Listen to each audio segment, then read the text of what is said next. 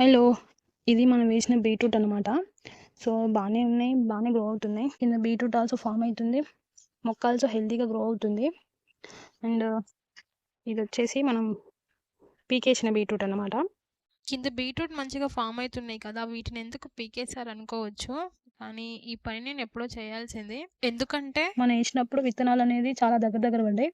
మొక్కకు గ్యాప్ లేకుండే.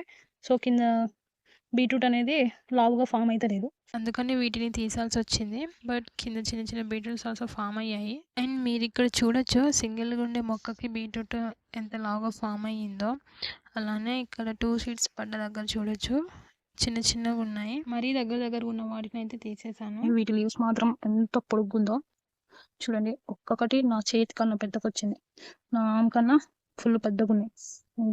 ఇంతింతున్నాయి ఈ ఆకులైతే. భలే ఉన్నాయనుకోండి పొగాకు లెక్క. వీటిని ఇలానే పడేయాలంటే అస్సలు మనసైతే లేదు. సో, నెక్స్ట్ వీడియోలో చూపిస్తా వీటితో ఏం చేశానో. ప్రెజెంట్ అయితే ఇలా ఉన్నాయి. చూద్దాం ఫైనల్ అవుట్‌పుట్ ఎంతొస్తదో.